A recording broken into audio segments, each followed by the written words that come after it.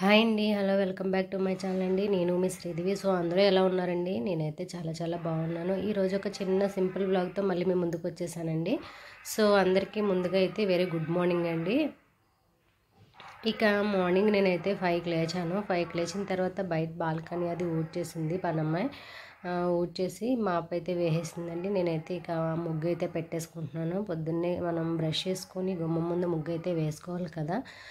So ఇది తెలుగువారి సంప్రదాయం కదండి. సో అందుకని చెప్పేసి నేనైతే ఇలా సింపుల్గా అయితే నాకు వచ్చిన విధంగా సింపుల్గా చిన్న ముగ్గు అయితే వేసుకుంటున్నానండి. ముగ్గు పెట్టేసుకున్న తర్వాత ఇల్లు అయితే ఊడ్చేద్దామని చెప్పేసి ముందైతే బయట ముగ్గు అయితే పెట్టేసుకుంటున్నానండి బాల్కనీలో.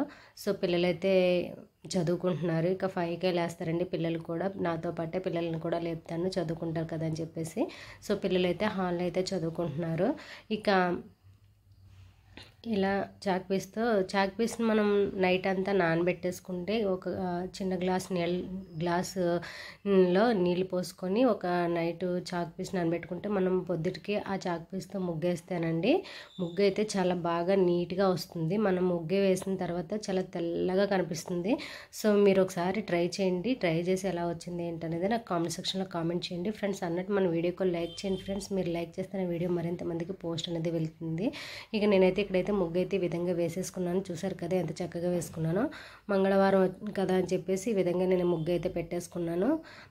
కలవ పూలు వేసుకొని ఇలా చాలా సింపుల్గా చిన్న ముగ్గు అయితే పెట్టేసుకున్నానండి. ఇక ఇంట్లో నిత్య పూజ అయితే ఈ విధంగా చేసుకున్నాను నేను.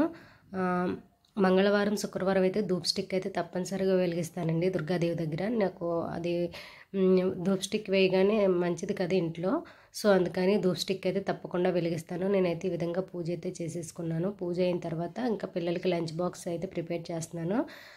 ఈ పిల్లలైతే కోడిగుడ్డు ఉక్కరేసేమ్మా అని చెప్పేసి అన్నారండి. ఇంకా వాళ్ళకి లంచ్ బాక్స్లోకి అయితే కోడిగుడ్డు ఉక్కరైతే వేసేసుకుంటున్నాను ఈ విధంగా. మనకి ఇలా కోడిగుడ్డు ఉక్కర అనేది కూడా తొందరగా అయిపోతుంది కదండి లంచ్ బాక్స్లకి. అలాగే చపాతీల్లోకి కూడా చాలా టేస్ట్గా ఉంటుంది ఉక్కర అయితే.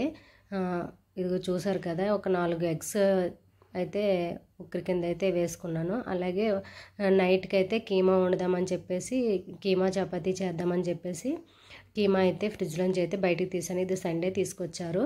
ఇక రైస్ అయితే నేను ఇలా నార్మల్గానే కుక్ చేస్తానండి, కుక్కర్లో కానీ అలాగే ఎలక్ట్రిక్ కుక్కర్లో కానీ ప్రెషర్ కుక్కర్లో కానీ పెట్టనండి. ఎందుకంటే పిల్లలకి వేడి చేసేస్తుంది కదా. సో అందుకని చెప్పేసి నేను ఎప్పుడు కూడా రైస్ అయితే నార్మల్గానే కుక్ చేస్తాను. చిన్న బాబు అయితే మినపట్టు అడిగాడండి. దానిపైన చక్కగా ఉల్లిపాయ పచ్చిమిర్చి వేసి ఆయిల్ ఎక్కువేసి దోరగా కాల్చమ్మని చెప్పేసి అన్నాడనేసి ఇక చిన్నబాబుకి అయితే మినపట్టు అయితే వేస్తున్నాను. ఇక పెద్ద బాబుకి ఏమో ఇడ్లీ అయితే వేసానండి. వాడికి అయితే ఇడ్లీ ఉంటే సరిపోతుంది, ఇడ్లీ పంచదారతో తింటాడు. ఇక పెద్ద బాబుకి అయితే ఇడ్లీ వేసాను. ఇడ్లీ కూడా ఉడికిపోయింది, ఆల్మోస్ట్ అయితే ఉడికిపోయిందండి. ఇంకా నేనైతే ఇడ్లీ స్టవ్ ఆఫ్ చేసేసుకోవాలి. ఇంకా పెద్ద బాబుకి ఇడ్లీని, చిన్న బాబుకి మినపరొట్టె అయితే వేసేసుకున్నాను. 2 రకాల టిఫిన్లు అయితే రెడీ అయిపోయినాయండి. అలాగే నాకు ఇక్కడ కోడిగుడ్డు ఉక్కర కూడా దగ్గరగా అయితే అయిపోతుంది. మనం సిమ్లో పెట్టేసి బాగా కొంచెం వేగించేసుకుంటే కోడిగుడ్డుని బాగుంటుందండి. అలాగే పిల్లల యూనిఫామ్ అయితే ఐరన్ చేయలేదు, నిన్నైతే మర్చిపోయాను. యాక్చువల్గా అయితే నేను ఆఫ్టర్నూనే పిల్లల స్కూల్ యూనిఫామ్ అయితే ఐరన్ చేస్తాను. సో మర్చిపోవడం వల్ల ఏంటంటే నేను మార్నింగే మళ్ళీ హడావిడిగా ఐరన్ అయితే చేయవలసి వస్తుంది. స్కూల్ యూనిఫామ్ ఐరన్ చేయకపోతే పిల్లలు స్కూల్కి వెళ్ళినప్పుడు మనం వాషింగ్ మిషన్లో వాష్ చేస్తాం కదండి, అదైతే ముడతలుగా చుట్టేసుకుంటుంది కదా. సో నలిగిపోయినట్టు ఉంటుంది, నీట్గా ఉండదని చెప్పేసి నేను రెగ్యులర్గా అయితే స్కూల్ యూనిఫామ్ అయితే ఇలా ఐరన్ చేస్తానండి, ఇద్దరివి కూడా. సో నేనైతే ఇక బ్రేక్ఫాస్ట్ కూడా అయిపోయింది కదా, వాళ్ళు టిఫిన్ చేసేలోపు నేను ఇక్కడ స్కూల్ యూనిఫామ్ అయితే ఐరన్ చేసుకుంటున్నాను. ఇక మామూలుగా వాష్ చేస్తే మనకి బట్ట అనేది అంత నలగదు కదా, వాషింగ్ మిషన్లో ఎలా అయినా నలుగుతుంది కదండి. సో ఇంకా తప్పదు, ఐరన్ చేయాల్సిందే. నేనైతే రెగ్యులర్గా ఇలా ఐరన్ చేసే పిల్లల్ని స్కూల్కి షర్ట్స్ అయితే ఇస్తానండి. లేకపోతే నాకైతే అసలు ఇష్టం ఉండదండి. సో నేనైతే ఇలా రెగ్యులర్గా ఐరన్ అయితే చేస్తాను పిల్లల యూనిఫాము. సో ఇక్కడ నాకు ఐరన్ కూడా అయిపోతుంది.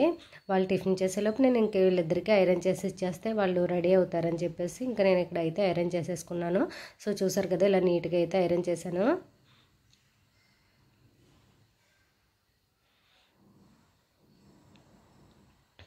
ఇలా 2 షర్ట్లు బాబుకి, చిన్న బాబుకి, పెద్ద బాబుకి అయితే ఐరన్ అయితే చేసేసానండి. ఇక వాళ్ళ టిఫిన్ అయితే ఇదిగోండి మినపట్లు, ఇడ్లీ పెట్టేశాను. కొత్తిమీర, టమాటో రోటి పచ్చడి అయితే చేశానండి. ఇది చాలా చాలా బాగుంటుంది. సో ఇక పిల్లల స్కూల్కి అయితే వెళ్ళిన తర్వాత నేనైతే రెడీ అయిపోయి మా ఫ్రెండ్స్ మేమందరం దుర్గ గుడికి అయితే వెళ్దాం అని చెప్పేసి అనుకున్నాం అండి సరదాగా. మెట్ల పూజ చేసుకుంటూ మంగళవారం ఖాళీగా ఉంటుంది కదా అని చెప్పేసి మెట్ల పూజ చేసుకుంటూ ఇలా మెట్ల పూజ చేసుకునే ముందు మనం కిందనే దీపారాధన చేసుకుంటూ మెట్ల పూజ అయితే చేసుకోవాలంట. నాకు తెలియదు, నేనైతే ఫస్ట్ టైం వెళ్ళానండి మెట్ల పూజకు కూడా. ఇంకా ఫ్రెండ్స్ అందరూ వెళ్దామని చెప్పేసి అన్నారని కదా అని చెప్పేసి ఇంక నేను పిల్లలు స్కూల్కి వెళ్ళిన తర్వాత రెడీ అయిపోయి ఫ్రెండ్స్ మేము కలిసి ఇలాగ గుడికి వచ్చి మెట్ల పూజ చేసుకొని అమ్మవారి దర్శనానికి అయితే వచ్చామండి. ఆ రోజు మంగళవారం కాబట్టి పెద్ద క్రౌడ్ అయితే లేదు. దర్శనం కూడా మనకి హాఫ్ అన్ అవర్లో అయిపోయిందండి. చాలా సింపుల్గా అయిపోయింది. అలాగే మనకి అదే భోజనాలు పెడతారు కదండి, ఉచిత భోజనాలు అమ్మవారి ప్రసాదం కింద ఇలా దర్శనం చేసుకొని అమ్మవారి భోజనం అయితే చేసేసి మేము ఇంకా ఇంటికి రిటర్న్ అయితే వచ్చేసామండి. భోజనం కూడా చాలా అంటే చాలా బాగుంది. పప్పు ఆకుకూర ఒకటి వేశారు, క్షీరాన్నం, పులిహోర, సాంబారు పెట్టారండి. చాలా బాగుంది. సో ఇదండి నా వాళ్ళ బ్లాగు. మీ అందరికీ నచ్చిందని అయితే అనుకుంటున్నాను.